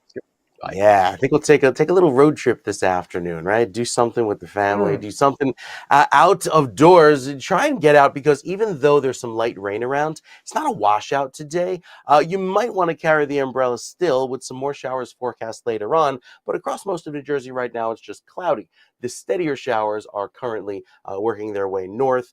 They're out toward Toms River, over by LBI, and will continue through Monmouth County over the next 2 hours. So you see right through now, between now and say 10:30, some of those showers entering the picture. And there's more offshore, so more to come later on today. As far as temperatures go, we hold in the 60s. There's a little bit of a light breeze. It's damp, it's cool, it's gray. Not the sunniest of days, especially back over toward Trenton and Mount Holly, as highs try to climb to near average, getting up to the upper 60s. The only good news is that it brings down the pollen levels. All the rain rinsing the allergens from the atmosphere. So trees, grasses, weeds, and molds are all low going into this afternoon. What's also low? The UV. No sun today. So we're at a 1 with the UV index. With all of the clear sky that's forecast for this weekend, it's going to take a while to get here, because look at all this rain that comes in with the clouds, a kind of a train working its way northward. It's all due to the parent system. You see this swirl over the Midwest. That will take its time migrating eastward. And so in the meantime, we have this unsettled weather pattern that sticks around. The east wind moves in, that cooler marine air off of the ocean, and keeps our skies cloudy and keeps the rain coming down over the next several days. So on and off showers, some at times could be heavier throughout Wednesday, and now even into Thursday, we'll see that rain continue through the end of the week. I think Friday see some clearing eventually later in the day, so there could be some early morning showers on Friday, but Saturday, finally the system pulls away, it breaks down, brings back some sunshine into Sunday as well, and that will warm us up into the low 70s. As far as this weekend is concerned, it looks a lot better. Mix of clouds and sun, upper 60s on Saturday, nice and warm, 76 degrees on Sunday. Turns warmer, it turns drier, and we'll take that sunshine going into the second weekend in May. We'll tell you more about next week's weather with the big warm-up that moves in coming up. That's with your next weather update, Ken, in a few minutes. A warm up mid-May? What's that about? Yeah, All right, right. Mike. Thank you. Thank you very much. And just think 2 words: gambas ahias. Okay. That's garlic shrimp for those who don't speak Espanol. But that's Well, then going what's to be on the camarones? menu. I thought Well, camarones was the. gambas are big shrimp. It means Oh, okay, legs, got it. Yeah. technically. Those are the big shrimp, and camarones are the little shrimp.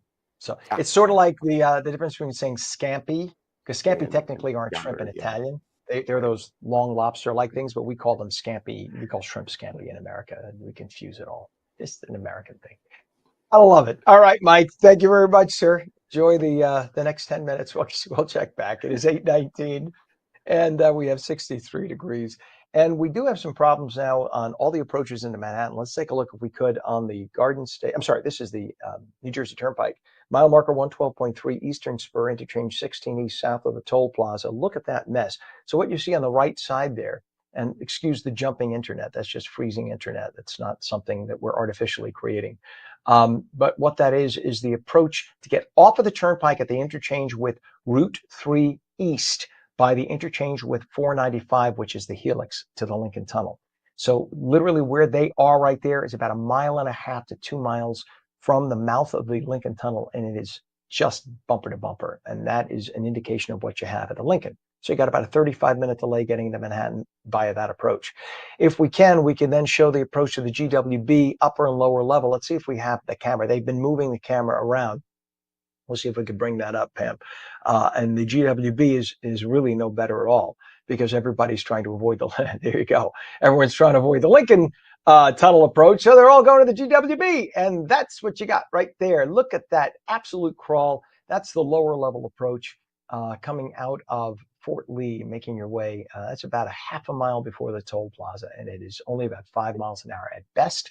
So you're talking about 45 minutes in, and we read here that we don't have the camera shot, but we read the Holland Tunnel approach. It's about a 25 to 30-minute delay. So no matter how you slice it, making your way to Manhattan today is not going to be a pleasant trip. We have some other issues: a crash on 295 southbound exit 60, which is Route 129, Hamilton Township, with the right shoulder closed, and delays on the GSP southbound from exit 150, which is in the Bloomfield area, down to 145 I-280 East Orange. All lanes open, but that is now a 4-mile delay. Ongoing roadwork construction, I-80, which is at exit 34 east and west by Route 15 in Wharton, with the sinkhole repair, which is going to be going on for a little bit longer, at least another week and a half westbound and 3+ weeks eastbound. And that is the approach there by the I-80 median at Berkshire Valley. It is 8:21 right now. Another deadline for the TikTok. And does the U.S. government think Google is a monopoly? To weigh in on these and other topics this morning is ONNJ Mornings brand and digital strategist Fisher, who can be found on X, Threads, and Instagram with username @Fisher, and through his website, fisher.media. Good morning, Fisher. Good morning. So another deadline is quickly approaching for TikTok on June 19th. But the question is this the final deadline? Because we keep getting another final deadline, or will there just be another reprieve? It depends on who you ask. Now, of course, this all goes back to January, with then President Biden signing into law banning TikTok. Again, a law banning TikTok. Just as he was leaving office, he signed it. President Trump comes in the next day. He suspends the law for 45 days while TikTok and their parent company ByteDance try to find a majority U.S. buyer for the social media platform. And again, just for the U.S. data. The April date came. President Trump again extended the timeline, which is now June 19th. When asked on Meet the Press just yesterday if the president is willing to extend the deadline again if no buyer is found, President Trump said that he would extend the deadline. A deal to sell the platform was in the works. We've talked about this probably more than anything, and it's been for a long time, and they have different buyers and potential. But due to the recent tariff fight with China, China has put the kibosh on it all and has taken the sale off the table. And they say until the tariff situation is resolved, that TikTok is not going anywhere, at least from China. And again, this is a law. So now Democrats are, kind of crowing that this is not right and it should be the law. But of course, Trump's DOJ is the one that upholds this law. So as of now, it seems that the president will just keep extending this deadline until TikTok is sold from ByteDance. or until somebody else comes up with an algorithm that's similar and could just do. I mean, they've ripped us off enough with our technology over the years. Let's rip them off a little bit and come up with that algorithm. We can't reverse engineer this thing and do the same. I can't understand that. We have like the greatest minds of technology on the planet. Just It's reverse sort of the engineer it way. and make a copy. Yeah, I mean, I think TikTok is the answer to Instagram, right? Is China's answer to Instagram, and it's just, every platform has its special sauce, and TikTok has that special sauce. And Instagram tried to copy it, and they just haven't had it down, the way it should. And then also, there's TikTok's the new thing, right? Just as Snapchat was back a couple of years ago, just as Instagram was over Facebook. So now that you're using Instagram, it's like, I don't use Instagram, I use TikTok. It's also a name thing, more so than, maybe a technology side. Well, the other thing too is, I know a lot of people who tried on TikTok for years, and if they said one thing, maybe conservative or whatever, they get banned or they get shadow banned. They're down to, all of a sudden they instead of reaching an audience of 100,000, they're down to reaching an audience of 100. Meanwhile, on TikTok, those same people, I mean, literally, I don't want to be insulting. Let me just back up. Those same people will post something and they'll have 10 million hits. So, and all of a sudden they're an overnight success. So TikTok gives more people, I think, and I'm not trying to market for them, but it seems to give more people an opportunity. Whereas it seems like the nerd geek, nose picking, pocket protector wearing, thick horn rimmed glasses, morons who live in their mommy's basements in the Simi Valley, But who don't be control insulting. the algorithm. No, I'm not. I'm just trying to be honest here, though. Who control the algorithm at the Instagram? These people who believe that they're the moral code of the world, I think they're to blame. This is why everybody went over to TikTok, because TikTok gives everybody a fair shot, and Instagram kind of governs everybody with a governing stick.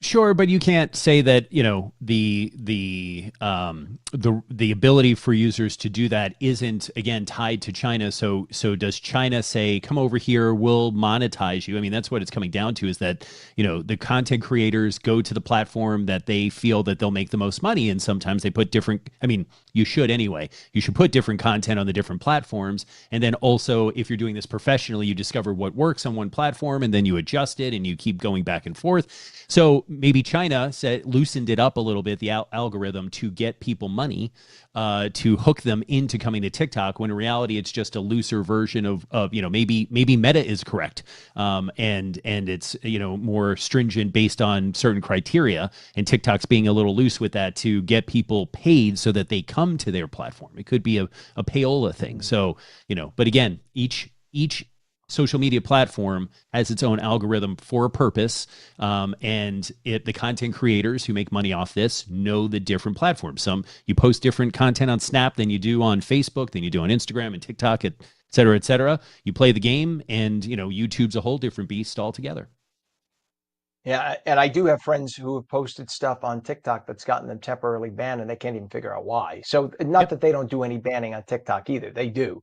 But it just seems that at least they give you and I'm painting with a very broad brush here. They tend to give more people a wider audience, an opportunity for a wider audience than the other social media. Because I've seen too many people who have very little to offer in some cases, and they get like 1 million hits on something. Like, what is that about? How on Again, earth did consider that the happen? source. It is China.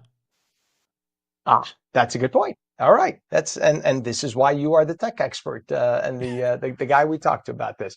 Now, the other issue we got to talk about is Google a monopoly? I mean, I think on the surface, anyone would look at it and say, okay, they're basically everything from operating system to search engine to a storage facility, etc. The U.S. government thinks so, right? And they're suing, and they even have 2 antitrust complaints against the company. So where do you think this is going to be headed? Yeah, Google is facing antitrust trials against its search engine arm and its ad tech side. From the search engine side, Google's the standard, right? So much so that when you want to search something on the internet, whether you're using them or not, you say, I'm going to Google it, right? So, and for the record, there are other search engines, Yahoo's Bing, your go-to America Online, which is owned by Yahoo. There's even some privacy browsers, Brave, DuckDuckGo, that you can use as well. But at the core of it is Google is several things. They pay companies to make the default search engine Google, like they do for with Apple and Apple Safari. They control the revenue for search, so you can buy ads at the top of search. They control the ecosystem. Of course, they learn from the searches, and in the world of AI, that just feeds the monster, where they take the information that you feed them, and then they can use that for information and then ultimately bring you back into the Google ecosystem. Now, the other side of this is ad tech, advertising technology, right? So when an advertiser wants to advertise to the biggest audience possible, it's Google, and they have to advertise on what's called Google Ads and be part of the Google Ad Network, Google Display Network.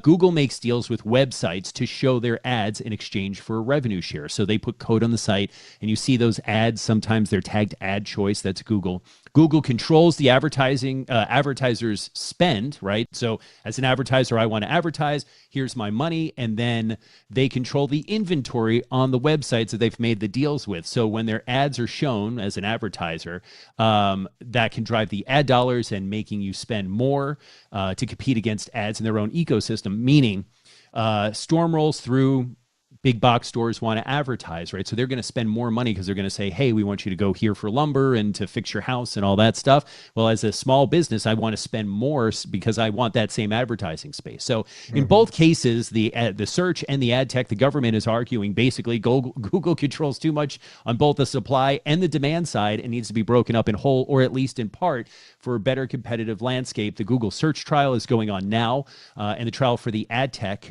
side of it will resume on September 22nd. If you remember, Microsoft went over this 30 years ago at this point with Internet Explorer, and how Internet Explorer was baked into the operating system of Windows, and it wouldn't allow a Netscape at the time and all the other browsers, and so that got broken up. So this might be along the same lines where Google can't own all of the ad tech, the supply or the demand side. It might have to be broken up, but I mean, Google, and I've advertised for clients with Google, and yeah, Google's the biggest, and Trade Desk is probably the closest runner up, but still Google has the bigger ad tech ecosystem.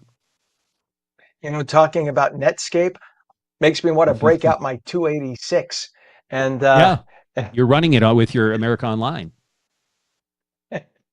and stop making fun. Some of us like using a dial-up with AOL. That's what the hipsters call it. The AOL. That's not what the hipster.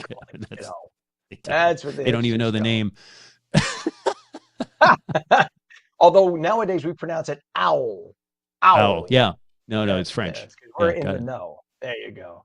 On New Jersey Mornings, brand and digital strategist Fisher, found on X, Threads, and Instagram with username @Fisher, and through his website, fisher.media. Thank you for coming on this morning, sir. See you, Ken. Take care.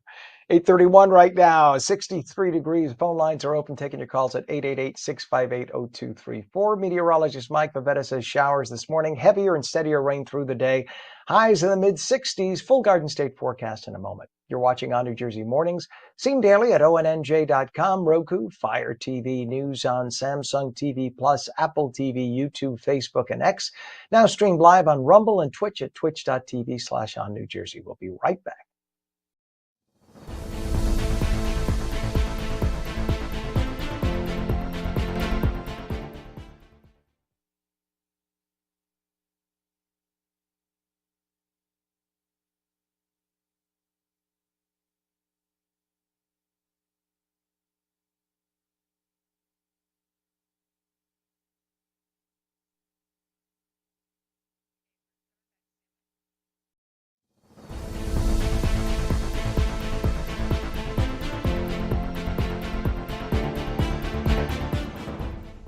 Very good morning. It is Monday, May 5th, 2025, Cinco de Mayo. It is 63 degrees now at 8:33. I'm Ken Rosato. Welcome back to On New Jersey Mornings. Showers this morning leading to heavier and steadier rain through the day, highs in the mid-60s. Meteorologist Mike Favetta with the detailed Garden State forecast. Good morning, Mike. Hey, Ken, good morning to you. I think most of New Jersey may just stay drizzly and foggy and damp today, with a better chance of steadier rain coming in tomorrow, and especially for by the time we get to Wednesday. There's a wet and cool feel around for most of this week, with that lower pollen count, some good news, at least giving us some drier weather. And then by Thursday into the weekend, it turns warmer and sunnier. As far as the radar, currently we're sitting with some light rain showers working their way over northern New Jersey, entering the picture right there over toward Monmouth County and working northward. With the visibility low at this hour and this morning, we'll see visibility drop to less than a mile right now out on LBI, and even down to 2 miles between Morristown and Newark. So driving around this morning going to be tough, even that with that reduced visibility. We start off this morning with some rain and stay wet over in South Jersey, with temperatures holding in the 60s today. And then throughout the afternoon, we'll stay in the upper 60s, barely getting to 70. So you see all the clouds around throughout this morning. These remain, with some of those light showers working up the parkway right now. Some of that rain moves into northern New Jersey throughout the rest of the day. And with the rain chances quite high today, tomorrow, and Wednesday, we finally see those rain chances go down into the weekend. But notice, they're still there. So Mother Nature may play a trick on us, I think, and stall this system out by the time we get to this weekend. It's stalled right now off to our west, providing all of that moisture and giving that flow of wind onshore, and that just keeps us damp and drizzly through the next several days. We'll try and break out to some clear sky maybe into Wednesday, but that just brings on more showers by the afternoon. And look, we're back to some rain going into Thursday and maybe even Friday as that wet weather sticks around. The 7-day forecast has that rain sticking around through at least the end of their chances are higher, at least through the end of the week. The weekend looking drier, Saturday and Sunday better by Sunday, 76 degrees with more sunshine. It's the South Jersey forecast that also stays rather wet going into the end of the week, with temperatures that will feel a little bit cooler at the coast, 60s on tap for Saturday and Sunday. So I think we have that wet weather, Ken, that sticks around for the first part of next week and ultimately see some clearing by the weekend. All right, we have to kind of pay for the nice weather by having a little rain, and the rain is going to help us with our dry circumstances, because we need that rain. We do not want to enter summer with a drought. Always a bad thing. All right, Mike, thank you so much. We appreciate you on the Cinco de Mayo Monday. It is 8:36 right now. We do have some traffic to show you. This is mile marker 147, exit 145, entering the Garden State Parkway. And you can see just a very slow go there. Volume this morning, a lot of volume. We do have some crashes in the area, but it really is more of a volume morning. And usually when we don't have sunshine, we don't usually have this much of a slowdown all over. But Mondays and Fridays, as a general rule, a lot of people drive. It just is what it is. And this is what we got. A lot of folks coming back off a long weekend, maybe, taking off Friday, and now they're back on Monday and they're hitting the road. So we have this right now. A lot of traffic this morning on the Garden State Parkway, exit mile marker 147, exit 145, entering the parkway. We also have a crash on 295 southbound at exit 60, which is I-195 in Hamilton Township. The right shoulder is closed, and we have delays on Port Street eastbound, entering the NJMT in Newark. All lanes there, just very, very slow. Delays of the Holland Tunnel, South Tunnel eastbound New Jersey side. We're told that it's about a 25-minute delay into Manhattan right now, about a 35-minute delay as you make your way through from the Turnpike to Route 3/495 to the Lincoln Tunnel. It's about 35 minutes from that the Turnpike exit to get into Manhattan. So that's a pretty good delay right now. And let's take a look at the GWB upper and lower level approach if we could right now. This is from 8095 coming from Fort Lee. And you can see the lower level approach on the bottom there, just very slow go, about a 40 to 45 minute delay making your way across into Manhattan at this hour. Still having that ongoing roadwork construction, the emergency roadwork repair for those sinkholes, I-80 east and westbound exit 34, Route 15 in Wharton. And that's going to be going on for another week and a half on the westbound side. This is right here, the median, the I-80 median at Berkshire Valley. This is going to be about a week and a half until we get some lanes, 1 or 2 open on the westbound side, about 3 to 4 weeks on the eastbound side. It is 8:38 now, and we have 62 degrees at a time when the push for equity and inclusion is more important than ever. YWCA Northern New Jersey is honoring those leading the way. The organization just hosted its 11th annual Racial Justice Awards at the Montclair Art Museum. Really nice museum, by the way. are recognizing, I should say, change makers who are dismantling systemic racism across the state. Joining us now is Helen Archantu, who is the CEO of YWCA Northern New Jersey, to reflect on this year's powerful slate of honorees and the ongoing work to build a more just future. Helen, thanks for joining us this morning. Thank you so much for having me. Good morning.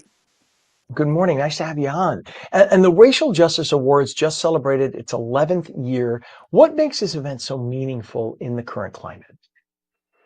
Well, I think it really makes our mission come to life. You actually meet individuals who are just living our mission of eliminating racism and really social justice warriors that are out there, boots on the ground every day, making an impact. And this year's honorees represent, of course, a wide range of leadership. You have elected officials, you have nonprofit leaders and religious leaders. Share a few of the highlights that stood out during the evening for us, please. Sure. I think the common thread with all the honorees are really that they're individuals who are just helping folks be seen.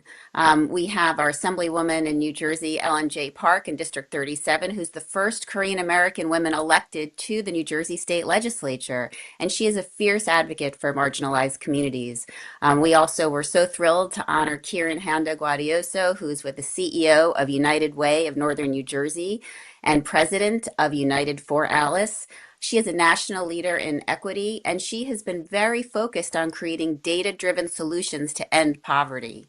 We also were thrilled to honor Latinos of Montclair, which is a nonprofit that has started over the last few years, and it really has created a community that has elevated the voices and visibility of our Latinos of American descent here in our region of Montclair. And it's really spread way past Montclair, similar to AAPI Montclair, who was an honoree a few years ago. We're really seeing that organization also have very deep roots that are rippling all through New Jersey. And Brielle Winslow Majette, the Deputy Director of Garden State Equality, who's been advancing racial and LGBTQ plus justice through education, advocacy, and legislation and their amazing work, and Marie Carl Visalas-Talty, who is President and CEO of Partnership of Maternal and Child Health of Northern New Jersey, who's been a champion of an issue that we know is of great concern here in New Jersey, which is maternal health equity and culturally competent care. What would you say unites, because this is a very diverse group of people here. So is there one thing that you could say unites all the honorees in the eyes of the YWCA? Again, for us, I think they really are helping folks be seen. Every one of them in their very heartfelt comments as they were accepting their award really talked about the fact that we are in a time where so many of them and so many of folks who they represent are feeling erased and feeling as if they're no longer of value in our community. And, the opportunity to be able to put a spotlight on them and their incredible work really, really, I think uplifted, inspired, and really gave everyone in the room hope. We had as you said, the Montclair Art Museum is an incredible venue. It was such a beautiful place. We all really felt very uplifted as we left the evening and just really reminded us how much power we really all have. When you look at a community like Montclair, I mean, Montclair, it's kind of hard to say that there's racial discrimination there. You could maybe make the argument one way or the other. I think it's probably one of the reasons I lived right near there for years is because it's so diverse. I'm gay and I'm, part of my family's Latino, and I never felt excluded ever by anybody there, and I lived in the suburban area outside of Montclair. That doesn't mean others haven't experienced it. So I don't mean to speak for everybody. I can only speak of my own experience. But would you say that this speaks to an area outside of Montclair? Because Montclair feels like a mini New York. I mean, it's a very diverse community. You have every culture represented there, and you have business owners who are, for the most part, minority. I mean, you go up and down, Bloomfield Avenue, and it's like Black owned, Hispanic owned, Asian owned. This is kind of very multicultural. So would you say that the challenge is really more outside of Montclair per se? Or is this just sort of a reminder that we don't want to go back, if you will? Well, I think I think you are correct that it's a very diverse community, and that is really one of the reasons we're always drawn to host the event there. But I think what you're talking about in terms of the businesses and how they're reflected in terms of the diversity, those individuals have really struggled with systemic issues to be able to fight, to be able to start those businesses and be in those places. So, I wouldn't necessarily say that it's devoid of racism and devoid of those systemic issues, but I would say that folks really are drawn there because there is an opportunity there, and an acceptance and a embracing, of diversity. And I think it's a tremendous model. Others can look at what is happening there and replicate it. And that's again also what our racial justice awards are about, being able to create those models. The reality of it is every one of us have an opportunity and the ability to be able to eliminate racism and to make change in any of these areas, whether it's a small step or the beginning of many steps put together to become a large step. And communities like Montclair and so many of the business owners there and so many of the families that live there have dealt with so much, and so they are able to be models. And it's, look, Montclair is a glimmering, shining example of how diversity can work. And it really is kind of the epicenter in northern New Jersey of suburbia meets urbia, and how you can have this beautiful celebration of all different cultures. And you just kind of, for those who say it's too congested, it's too this, there's no parking, you could pick on any community. But Montclair is sort of the best compromise of everything. And it's really a great example of how, if you want to make it work, you can make it work. For viewers who want to get involved with your mission, whether through advocacy, volunteering, or donations, how could they take action, and what's a website they could check out? Well, we encourage you to go to ywcannj.org or to follow us on any of our social media platforms. I know you were talking about many of them in your last segment. We're on all of them, and we encourage you to go to Facebook, Instagram, TikTok, YouTube, wherever you're hanging out, LinkedIn, we're there. And we'd love for you to be following us and stay connected to some of our upcoming events. And what you do, being the CEO of YWCA Northern New Jersey, just an epicenter. I use the term, that's a second time in 5 minutes I'm using the term epicenter, but it really is an epicenter for people of all faiths, cultures, backgrounds, ethnicities to come together. It's a great place, especially, of course, the original foundational reason was for women. But I know you are just a wonderful community organization, YWCA Northern New Jersey. Helen and Arshantu, thank you so much for being with us this morning. Come back anytime. We appreciate what you do. Thank you. Thank you. It is 8:46 now, is 63 degrees. When we come back, New Jersey Globe editor David Wildstein will be back with the latest on New Jersey's political scene. He'll have the inside edge. Showers this morning, leading to heavier and steadier rain through the day, highs in the mid-60s.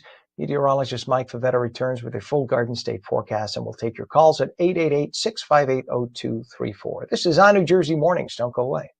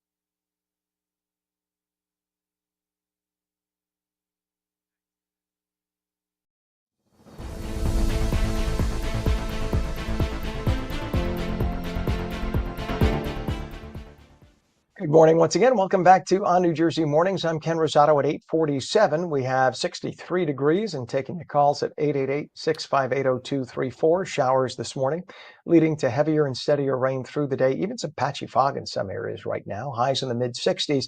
Straight to meteorologist Mike Favetta with the Garden State forecast. Good morning, Mike. Hey, Ken, good morning. Yeah, lower visibility this morning, as well as some of those clouds. With drizzle likely, you could run into a rogue, heavier downpour, especially toward Newark and Jersey City, specifically in the next hour or two, as some of those showers work their way northward. They've been kind of riding up the parkway all morning, and even back over toward Huntington County, right there in Sussex County, Newton, Sussex, and Hackettstown, showing those showers today. With the wet weather much needed after a dry start to last week, even though we ended last week rather wet, and of course had all of the rain come through this weekend. When you look at the past month of rainfall, they've actually still been just below average, which is unusual for the month of April. And that's why some of these red blotches here showing the 1 to 2 inch rainfall deficits for the month of April starting to show up there in the areas where the drought is most severe. Going forward for the next 2 weeks, likely see above average temperatures. Not so much this week, it's really next week into next weekend. We'll see a big warm up as the weather pattern shifts and brings back some slightly drier and warmer weather for that period as well. So even though the rest of this week is a little wet, we turn wetter going into the end of this week, but I think drier for next week. So here's the forecast for the northern New Jersey, showing most of the clouds and showers lingering for the first part of this week, maybe even spilling into Friday, but there's increasing chances of sun as we head into the end of this work week. Saturday and Sunday looking really pretty, beautiful in fact, with clear sky, and we're back in the upper 70s. For the short points, rain for you as well, with cooler weather this weekend, but highs should struggle to make it back to 70 this weekend as that cooler wind comes in off of the ocean. Still, it'll look great by the time we get to Saturday and Sunday. Just have to make it through the next several days of rain. It's going to be a wet period going forward, but at least you can get your break from the allergies, Ken. That's some good news. Yeah. Instead, I think I have COVID. So there you go. It's allergies, COVID, whatever. Fortunately for Yeah, me, COVID, I don't know about you or anyone COVID at this point is like, it's a little cold. I laugh it's on you, another COVID. cold. Ha Yeah. ha ha. But Right. it's like one of those things. I did the Binax test, and it's Yeah. like the control line is perfectly dark blue, and then the "Are you infected?" line is like barely there. And you're like, "Is that technically mean I'm positive?" I took it 3 more times, same thing. It's like, so it actually makes that sound too. I'm just telling you, I have issues. All right, Mike, thank you so much. Have a wonderful You day, bet. my friend, and we'll check you tomorrow. See you tomorrow. You bet. It is 8:50 right now, 63 degrees. Let's bring up this one traffic cam if we could. This is New Jersey Turnpike, mile marker 117.2, south of US 46. And you can see the heavy traffic in that area right now. In fact, this US 46. Of course, I just had it and I just lost it on my sheet. This is in the vicinity of, here we go. And this is going toward the GWB. That's what it is, and that's why. So we have this traffic delay going right from this point to the GWB, which is why you have heavy traffic through there. We can move on now. We have a crash on 295 southbound exit 60, 195, Route 129 in Hamilton Township with the right shoulder blocked. And we have ongoing delays, of course, into the GWB, as we mentioned. We showed you the New Jersey Turnpike. Let's show you the approach there from, this is from Fort Lee, just after the 8095 let off right by the mouth of the GWB. And that's giving you about a 40 to 45 minute delay going over the bridge, 30 minutes at the Lincoln, about 25 at the Holland Tunnel right now, and continuing roadwork construction I-80 east and westbound by exit 34, Route 15 in Wharton. It is now 8:51. Time for politics from Trenton, explained like nobody else can do it. Here's our dear friend, New Jersey Globe editor David Wildstein with the Inside Edge. Morning, everybody. Welcome to the Inside Edge. It is Monday, May 5th, and there is a poll coming out tomorrow for the governor's race. And frankly, I'm contemplating whether I should cover it or whether I should just ignore it. Polls in this race are news. I mean, frankly, the bar has been set fairly low this cycle, with reports of internal polls in the absence of a quantity of public polls. I'm as much to blame for that as anybody. But tomorrow we'll have results of an independent Univision poll. And the problem is some of the data, if not all of it, is from March. And I don't have to remind all of you that we're now in May. And I've spoken about this before. We are merely snapshots in time. And it looks like this Univision poll is is an old, outdated snapshot. And it's a fair question. Is there a reasonable expiration date on data? Uh, and the dilemma is whether it's appropriate to publish old numbers a month before the election while some people have already cast their votes. This poll was due to be released 2 weeks ago, and I'm not completely sure why it was held, but perhaps at the very least, Univision has an obligation to tell its viewers why they sat on their numbers for so long. And since this poll first went into the field, I mean, there have been millions of dollars spent on this gubernatorial campaign. TV ads, digital ads, streaming ads, direct mail, canvassing. I mean, the candidates are in full speed voter persuasion mode. And clearly, some voters have already made the choice and made it maybe after this Univision poll came out of the field. Polls have tremendous consequences. Stories about them affect fundraising, they affect volunteer enthusiasm, endorsements. The stakes in this governor's race couldn't be higher. This is serious business. And we saw polling in 2021 and 2024 in New Jersey that was just wrong. Public polls and internal polls, but at least their data was reasonably current. And polling that's more than a month old isn't a reflection at all of where this race is today. We've seen pieces of this Univision poll already leaked out.